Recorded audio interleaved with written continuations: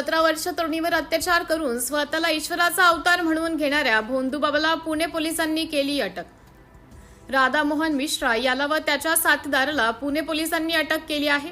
उच्च शिक्षित तरुणीवर तब्बल 17 वर्ष लैंगिक अत्याचार करणे, विजेचे शॉक देणे, अश्लील व्हिडिओ बनवून ब्लॅकमेल करणे व तिची मालमत्ता बळकावणे या गंभीर आरोपाखाली ही कारवाई करण्यात आली आहे। पुणे पोलिसांनी खराडी व वाघोली पोलीस मध्यरात्री कारवाई करत भोंदूबाबा, त्याचा एक साथीदार आणि 6 महिलांना अटक केली आहे। या प्रकरणातील धक्कादायक व महत्त्वाची माहिती खालीलप्रमाणे आहे। अत्याचाराचे स्वरूप: हरियाणातील पंचकुला येथून या भोंदूगिरीची सुरुवात झाली। बाबा स्वतःला दैवी पुरुष आणि अंकलजी म्हणून बोलवून घेत असे। तरुणीला आपले मूत्र पाजणे, अमानुष मारहाण करणे आणि विजेचे शॉक देण्यासारखे घृणास्पद प्रकार त्यांच्याकडून केले गेले। आश्रमातील गुन्हेगारी गट वाघुलेतील गुप्त आणि भूमिगत आश्रमात बाबा राहत होता।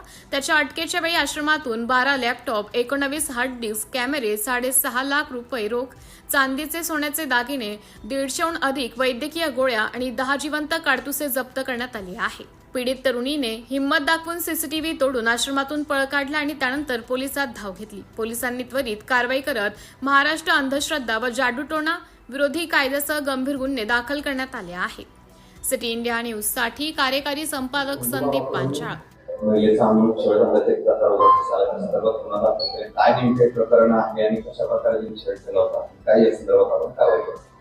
दिनांक 16 रोजी सायंकाळी आपल्याला अशा पद्धतीची माहिती प्राप्त झाली होती।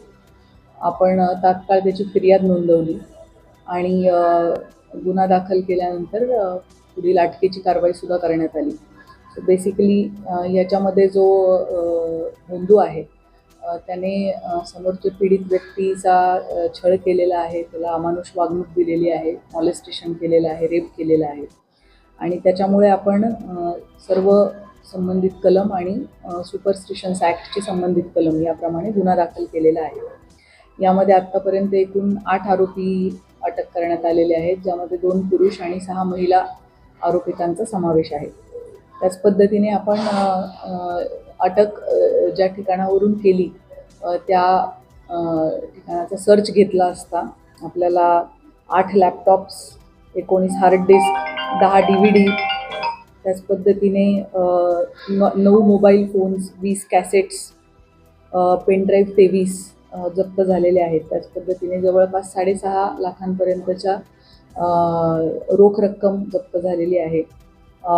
15 लाखापेक्षा जास्त किमतीचं सोने चांदी मौल्यवान धातू जप्त झालेला आहे आणि याशिवाय मोठ्या प्रमाणामध्ये तिथे मेडिसिन्स मिळालेले आहेत। त्यातली काही प्रमाणामध्ये एक्सपायरी झालेले आहेत, काही एक्सपायरी न झालेले पण आहेत, परंतु मोठ्या प्रमाणामध्ये तिथे मेडिसिन्स सुद्धा मिळून आलेले आहेत। त्यामुळे त्या दृष्टीने आपला तपास सुरू आहे।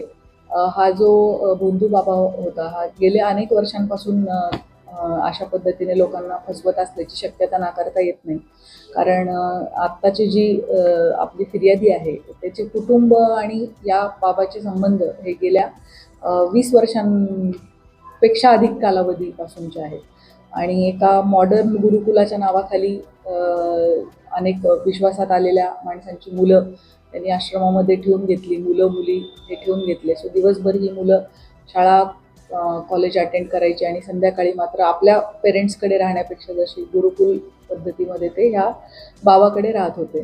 सो त्यांना मारहाण करणे, हळूहळू त्यांच्यावरती अशा पद्धतीचा एक प्रभाव निर्माण करणे की त्याला संपूर्ण भूत भविष्य काळ कळतो आणि समोरच्या व्यक्तीच्या मनातलं त्याला कळतं। त्यामुळे समोरच्या व्यक्तीने स्वतःच्या मनात काय काय येत आहे आणि काय चुकीचं येत आहे ते लिहून दिलं पाहिजे, त्याला ते रिपोर्ट असं म्हणत होता। तो हे फिर्यादीकडून रिपोर्ट वारंवार लिहून घेतलेले आहेत आणि मग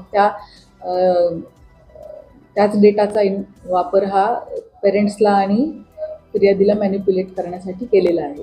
सो कुटुंबियांपासून फिर्यादीला तोडण्यात आलेलं होतं आणि दोन्ही पण बाजूंना मॅनिप्युलेट करण्यात आलेलं होतं आणि या सगळ्या परिस्थितीचा फायदा घेऊन मग ह्या फिर्यादीवरती बलात्कार करण्यात आलेला आहे। इतर अनेक अमानुष्य पद्धतीचे छळ, मारहाण करण्यात आलेली आहे आणि हे सगळं माझ्यामध्ये दैवी शक्ती आहे आणि मला सगळं कळतं असं भासवून केलेलं आहे। त्यामुळे सुपरस्टिशन्स ॲक्टची कलमं आपण त्याच्यामध्ये लावलेली आहे।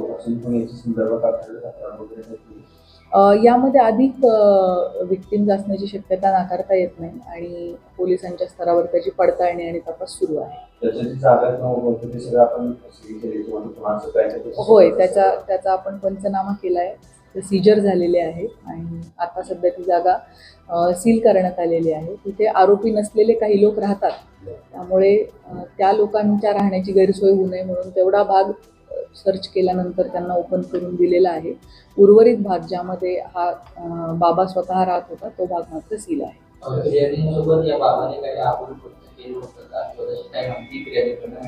बेसिकली छळवणूक मोठ्या प्रमाणात करण्यात आलेली आहे, मारहाण करण्यात आलेली आहे, टॉर्चर करण्यात आलेलं आहे.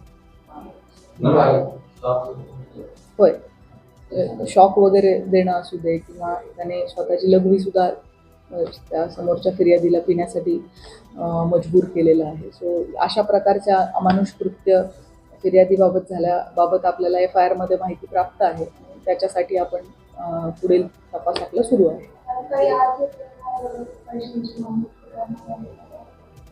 त्याच्यावरती आपला तपास सुरू आहे. फिर्यादी ने तिच्या नावावरती असलेल्या प्रॉपर्टीज सुद्धा स्वतःच्या नावावर याने करून घेण्याचा प्रयत्न केलेला आहे. काही प्रॉपर्टी हस्तांतरित झालेली आहे, अशी सुद्धा फसवणुकीचे कलम आपण त्यामध्ये लावलेले आहेत आणि त्याचा तपास सुरू आहे. छळवणुकीचा प्रकार हा सुद्धा 15 वर्षांपासून अधिक कालावधीसाठी सुरू आहे आणि परिचय मात्र 20 वर्षापेक्षा अधिक आहे. मॅडम, सोशल मीडियावरती काही महिलांचे व्हिडिओ व्हायरल होत आहेत पोलीस चौकीतले. त्याच्यात बघायला गेलं तर मग पोलिसांचे बॅचेस नाहीत वगैरे वगैरे असे काही आरोप तर महिलांकडून केले जातात. त्यांना रात्री उशिरा अटक केलं होतं, या संदर्भात काय सांगता? हां, रात्री उशिरा अटक केल्याबाबत काही अफवा पसरवल्या जात आहेत असं लक्षात आलंय.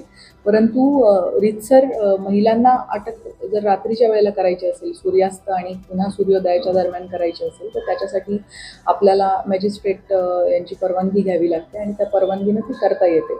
या बाबतीमध्ये आपण सर्व कायदेशीर बाबी पूर्ण केलेल्या आहेत आणि अटकेची पूर्ण कायदेशीर प्रक्रिया आपण फॉलो करूनच त्यांना अटक केलेलं आहे. होय, बरोबर.